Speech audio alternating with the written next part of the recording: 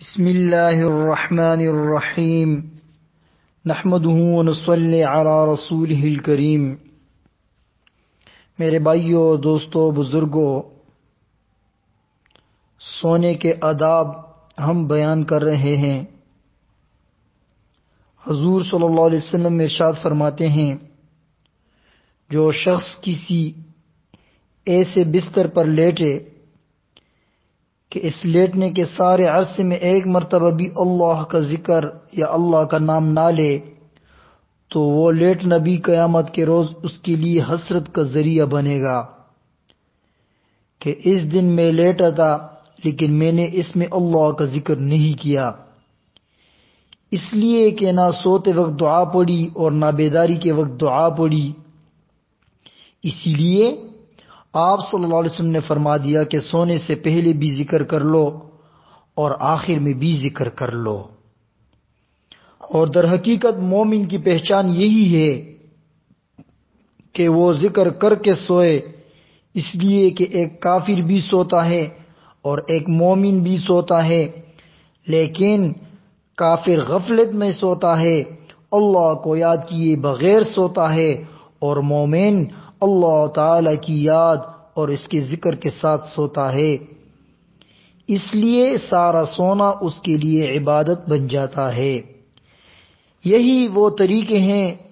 جو حضور نبی کریم صلی اللہ علیہ وسلم ہمیں سکھا گئے اور ہمیں جانوروں سے ممتاز کر دیا، کافروں سے ممتاز کر دیا۔ آخر گدے گھوڑے بھی سوتے ہیں، کون سا جانور ایسا ہے جو نہیں سوتا ہوگا؟ لیکن اگر تم اپنے آپ کو اشرف المخلوقات کہتے ہو تو پھر سوتے وقت اور بیدار ہوتے وقت اپنے خالق کو یاد کرنا نہ بھولو۔ اس لیے دعائیں ہمیں تلقین فرما دیں، اللہ تعالی ہمیں ان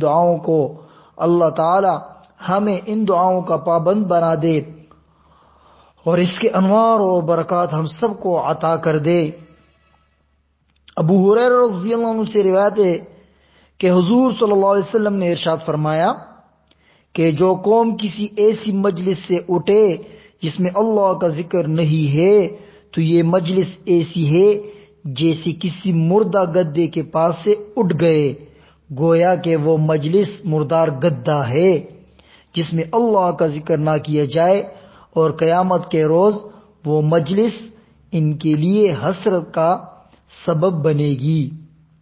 یہ سونے اور اس کے آداب، لیٹنے اور اس کے آداب اور اس کے متعلقات کا بیان چل رہا ہے، اور جیسا کہ میں پہلے بھی عرض کر چکا ہوں کہ زندگی کا کوئی گوشہ ایسا نہیں ہے جس کے بارے میں نبی کریم صلی اللہ علیہ وسلم نے ہمیں صحیح طریقہ نہ بتایا ہو، اور جس کے بارے میں یہ نہ بتایا ہو کہ اس وقت تمہیں کیا کرنا چاہیے۔ نیند بھی اللہ تبارک و تعالیٰ کی عظیم نعمت ہے، اگر یہ حاصل نہ ہو تب پتہ لگے گا کہ اس کا نہ ہونا کتنی بڑی مصیبت ہے۔ اللہ تعالیٰ نے محض اپنے فضل و کرم سے عطا فرما دی ہے، اور اس طرح عطا فرمائی ہے کہ ہماری کسی محنت کے بغیر نظام ہی ایسا بنا دیا کہ وقت پر نیند آ جاتی ہے۔ انسان کے جسم میں کوئی ایسا سوئچ نہیں ہے کہ اگر اس کو دبا دو تو نیند آ جائے گی، بلکہ یہ محض اللہ تعالی کی عطا ہے۔ حضرت مفتی شفیع صاحب قدس اللہ سرہ العزیز فرمایا کرتے تھے کہ اس پر غور کرو کہ اللہ تعالی نے نیند کا نظام ایسا بنا دیا کہ سب کو ایک ہی وقت میں نیند کی خواہش ہوتی ہے، ورنہ اگر یہ ہوتا کہ ہر شخص نیند کے معاملے میں آزاد ہے کہ جس وقت وہ چاہے سو جائے، تو اب یہ ہوتا کہ ایک آدمی کا صبح 8 بجے سونے کا دل چاہ رہا ہے، ایک آدمی کا 12 بجے سونے کا دل چاہ رہا ہے، ایک آدمی کا 4 بجے سونے کا دل چاہ رہا ہے، تو اس کا نتیجہ یہ ہوتا کہ ایک آدمی سونا چاہ رہا ہے اور دوسرا آدمی اپنا کام میں لگا ہوا ہے اور اس کے سر پر کٹ کٹ کر رہا ہے، تو اب صحیح طور پر نیند نہیں آئے گی، بے آرامی رہے گی۔ اس لیے اللہ تعالیٰ نے کائنات کا نظام ایسا بنا دیا کہ ہر انسان کو، جانوروں کو، پرندوں کو، چرندوں کو، درندوں کو ایک ہی وقت میں نیند آتی ہے۔ حضرت مفتی شفیع صاحب قدس اللہ سرہ العزیز فرمایا کرتے تھے کہ کیا ایک وقت میں سونے کے نظام کے لیے کوئی بین الاقوامی کانفرنس ہوئی تھی اور ساری دنیا کے نمائندوں کو بلا کر مشورہ کیا گیا تھا کون سے وقت سویا کریں؟ اگر انسان کے اوپر اس معاملے کو چھوڑا جاتا تو انسان کے بس میں نہیں تھا کہ وہ پوری دنیا کا نظام اس طرح کا بنا دیتا کہ ہر آدمی اس وقت سوتا رہے۔ اس لیے اللہ تعالیٰ نے اپنے فضل و کرم سے ہر ایک کے دل میں خود بخود یہ احساس ڈال دیا کہ یہ رات کا وقت سونے کا وقت ہے، اور نیند کو ان پر مسلط کر دیا، سب اس ایک وقت میں سو رہے ہیں۔ اس لیے قرآن کریم نے فرمایا وَجَعَلْنَا اللَّيْلَ سَكَنًا، کہ رات کو سکون کا وقت بنایا، دن کو معیشت کے لیے اور زندگی کے کاروبار کے لیے بنایا۔ اس لیے یہ نیند اللہ تعالی کی عطا ہے، بس اتنی بات ہے کہ اس کی عطا سے فائدہ اٹھاؤ اور اس کو ذرا سا یاد کیا کر لو،